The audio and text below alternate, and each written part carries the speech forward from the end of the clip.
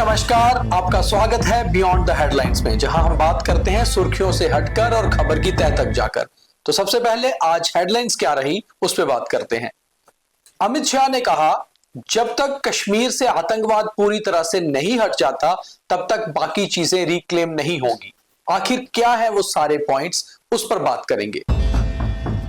कश्मीर में एक बार फिर जम गई डल, कड़ाके की सर्दी जारी, कई सारी फ्लाइट्स भी हुई डिले। जम्मू में एक युवा बीजेपी नेता पर चली गोली, पुलिस लगातार धरपकड़ के लिए अलग अलग टीम्स बनाकर निकली। जम्मू में निकला गुरपूरब पर नगर कीर्तन, बड़ी संख्या में सिख संगत हुई शामिल। बीजेपी नेताओं ने अपने सरकारी घर छोड़े और कई सारे मंत्री फिलहाल कश्मीर में ही, जम्मू में भी हो रहा इंतजार। तो सबसे पहले चलते हैं हमारे गेस्ट आज के फयाज साहब के पास। अहमद अली फयाज साहब हमारे साथ जुड़े हुए हैं। फयाज साहब, होम मिनिस्टर अमित शाह का बयान जो दिल्ली में उन्होंने दिया, मगर उसकी गूंज जम्मू तक आई क्योंकि बात जम्मू कश्मीर की हुई। जब तक जम्मू कश्मीर से टेररिज्म पूरी तरह से हट नहीं जाता, हम चीजों को रिक्लेम नहीं करेंगे। आखिर इस बयान के मायने क्या है? इसके ऊपर शायद सीएम का भी एक रिएक्शन आया है।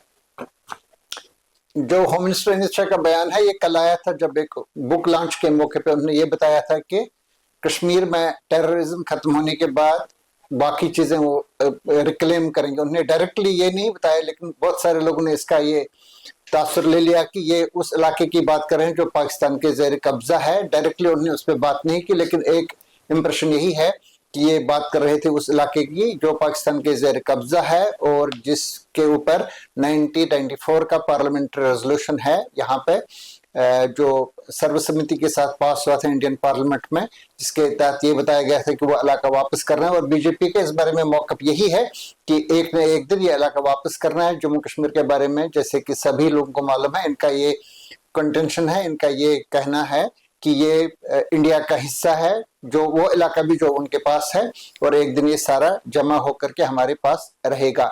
इस पे पॉलिटिक्स काफी चली है। डॉक्टर फारूक अब्दुल्ला जो नेशनल कॉन्फ्रेंस के प्रेसिडेंट हैं और चीफ मिनिस्टर भी रहे हैं, तो उन्होंने भी इस पे अपने इम्प्रेशन, अपने रिएक्शंस दिए हैं कई बार। तो उन्होंने ये बताया है कि ये इस तरह से पॉसिबल नहीं है जंग करके, अगर आप जंग करके इसको हासिल करना चाहते हो तो कर लें। कई बार उन्होंने चैलेंज भी उनको कर लिया।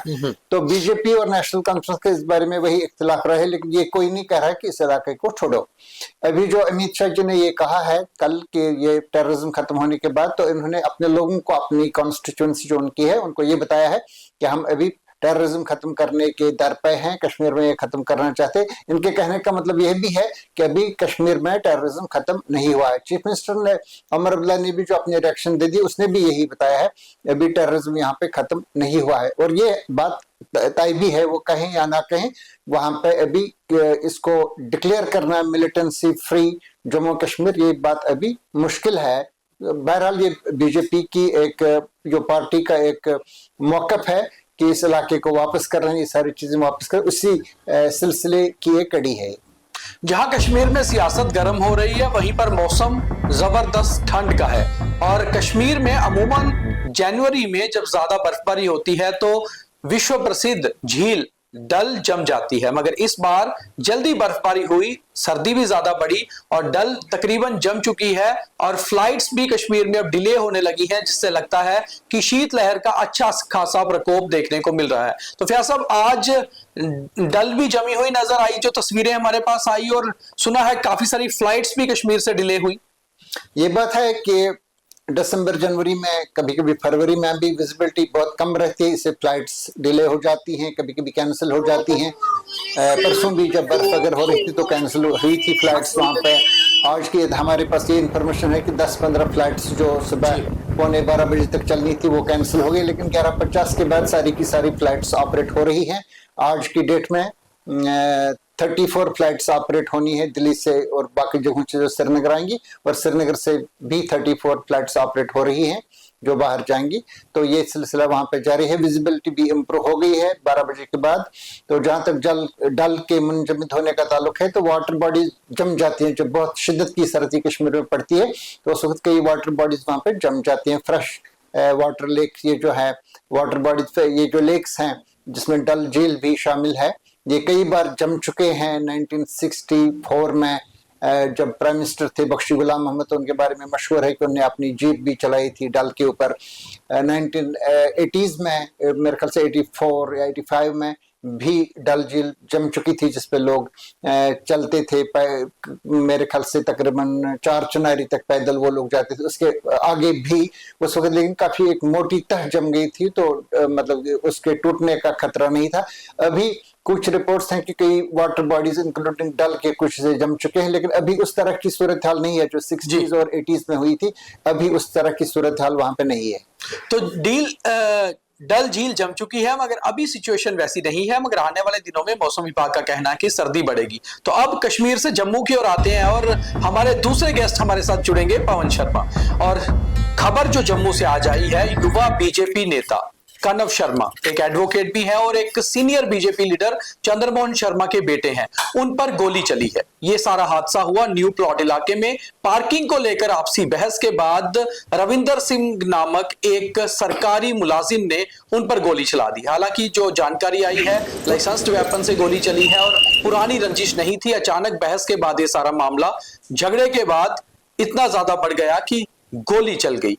पुलिस का कहना है कि जल्द ही अभियुक्त को गिरफ्तार कर लिया जाएगा। कनव शर्मा की हालत भी खतरे से बाहर बताई जा रही है, मगर युवा मोर्चा के नेताओं में रोष है। जो हमारे पास जानकारी आ रही है, बीजेपी का कहना है कि क्राइम का ग्राफ इस तरफ बढ़ रहा है कि झगड़े के बाद सीधे लोग गोलियां चला रहे हैं। पवन जी। दीपक, इसमें 2 चीजें सोचने वाली हैं कि लोगों के अंदर सहनशीलता खत्म हो चुकी है।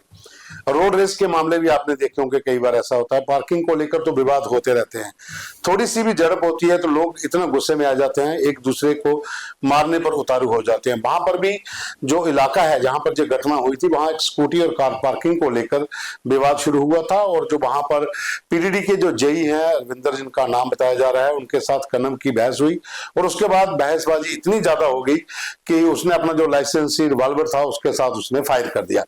गनीमत यह रही कि फायर तो चलो उनको छूकर निकला, थोड़ी हल्की चोट आई, लेकिन जिस तरीके से लोगों के अंदर अब उग्र होते जा रहे हैं, जितना गुस्सा लोगों में है, तो अगर वो गोली कहीं और जगह पे चलती या सीधी सीने पे आती तो नुकसान हो सकता था। तो इस तरह के वाकये बहुत ज्यादा हो रहे हैं। हालांकि पुलिस अब जांच कर रही है, पकड़ा जाएगा व्यक्ति, वो भी रविंदर जो है, जो पीडी का जेई बताया जा रहा है, उसके बाद अपनी कार्रवाई पुलिस करेगी।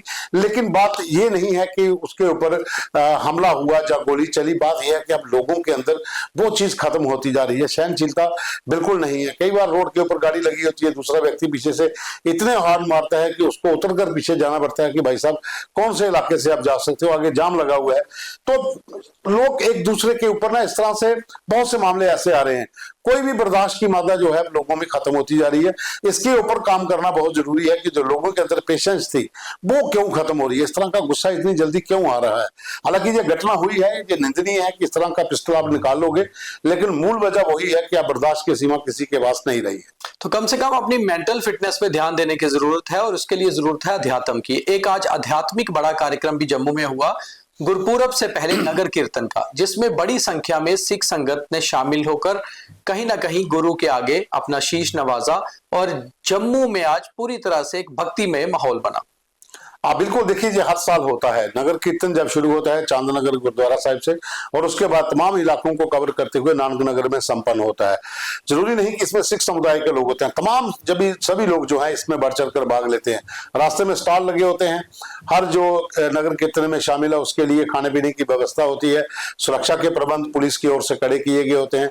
ट्रैफिक पुलिस की एडवाइजरी पहले जारी कर दी गई होती है ताकि लोगों को कोई दिक्कत ना रहे। फिर भी जाम की स्थिति बन जाती है क्योंकि बहुत ज्यादा भीड़ होती है और शहर के जितने भी लिंक रोड है वहां से जिन लोगों को पता भी है कि आज नगर कीर्तन है, फिर भी वो दूसरी जो रूट है, जो रूट बताया गया होता है उसका नहीं लेते हैं।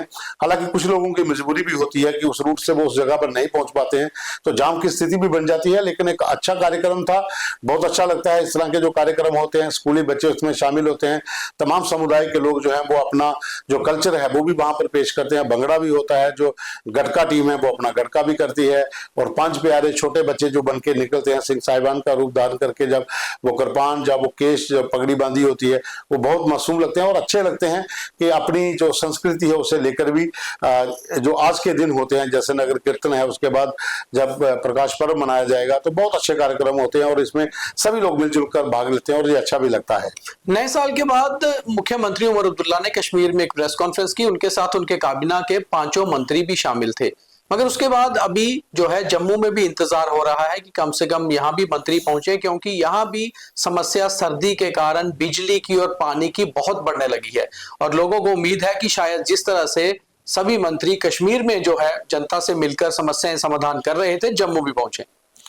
देखिए, जम्मू संभाग के भीतर भी ठंड इस समय है, बिजली के कट्स बहुत लग रहे हैं, लोगों को परेशानियां हैं और जो भी सुविधाएं देने की बात सरकार की ओर से कही गई थी वो कहीं ना कहीं अमल नहीं हो रहा है। तो लोग भी इंतजार कर रहे हैं कि कब मंत्री आए। डिप्टी सीएम साहब तो चक्कर लगा कर गए, अब फिर वापस आए और जनता दरबार लगाएं, लोगों की मुसीबतें पूछें। और सीएम साहब को भी यहाँ पे जम्मू में एक प्रेस कॉन्फ्रेंस करनी चाहिए। जम्मू के मीडिया के भी सवाल हैं, वो भी पूछें कि आखिर क्या वजह है, किस तरह से अभी तक जो 2.5 महीने की सरकार चल रही है कितनी प्रोग्रेस हुई है। स्टेटहुड को लेकर भी है, जिस तरह से अमित शाह जी का कल बयान आया, उसके बाद सीएम का भी रिप्लाई आया है। तो लोग इंतजार जम्मू में भी कर रहे हैं कि मंत्री भी आए, जनता दरबार लगाएं और मुख्यमंत्री भी जहां पर आकर प्रेस कॉन्फ्रेंस करें। गांधीनगर की कमर्शियल बिल्डिंग्स को लेकर एक खास कार्यक्रम हमने किया था जो 7 बजे ऑन एयर गया है, आप उसको भी देखें और अपनी राय जरूर बताएं कि आप क्या सोचते हैं। पवन जी, पहली बार हाई कोर्ट के निर्देश इस तरह के आए हैं और उन्होंने बोका से कहा है कि एक खाका तैयार किया जाए कि आखिर कैसे रिहायशी घर जो है वो बिजनेस में तब्दील हो गए। ये गांधीनगर का खाली एक अकेला मामला नहीं है। शास्त्री नगर, गांधीनगर, सतवारी, त्रिकुटा नगर, शनि हिम्मत, इन तमाम इलाकों में जितने भी जो घर थे वो सब अब कमर्शियल होते जा रहे हैं। लोग अपना गेट भी तोड़ के वहां दुकान बना रहे हैं और पीछे से रास्ता घर जाने का बना रहे हैं, क्योंकि इस समय ये 4-5 ऐसी लोकेशन है जहां पर बहुत ज्यादा भीड़ रहती है, दुकानें बहुत ज्यादा हैं, मॉल्स खुल रहे हैं, घरों के अंदर शोरूम खुल गए हैं, घर जो है वो लोग किराए पर जाके रह रहे हैं, लेकिन जो प्राइम जगह के ऊपर जो घर था वहां उसको कमर्शियल बना दिया गया है। तो ठीक है, अच्छी बात है, सरकार की ओर से भी अगर कोर्ट वहां पर डायरेक्शन देता है कि पूरा डाटा तैयार करिए कि किस तरीके से बनते जा रहे हैं, तो इसके ऊपर भी बात होनी चाहिए, इसके ऊपर भी एक्शन होना चाहिए। हालांकि कुछ इलाके ऐसे भी हैं जहां गवर्नमेंट ने पहले ही अप्रूव किया है कि जहां पर आप कमर्शियल काम कर सकते हो। उसके अलावा जो साथ लगते इलाके हैं वहां पर भी अब कमर्शियल हो गया है, तो वहां उन इलाकों में गाड़ी लेकर निकल जाना बहुत मुश्किल हो जाता है। छोटी छोटी दुकानें बन गई हैं, उसके बाद बहुत ज्यादा भीड़ हो जाती है। तो साल 2025 में एक रेजोल्यूशन बनाइए, अपनी फिजिकल हेल्थ के साथ साथ मेंटल हेल्थ पे भी ध्यान रखिए ताकि आप, आपके परिवार और आसपास वाले सभी सुरक्षित रहें। बहुत धन्यवाद। कल फिर मिलेंगे, बिहाइंड द हेडलाइंस की बात करेंगे।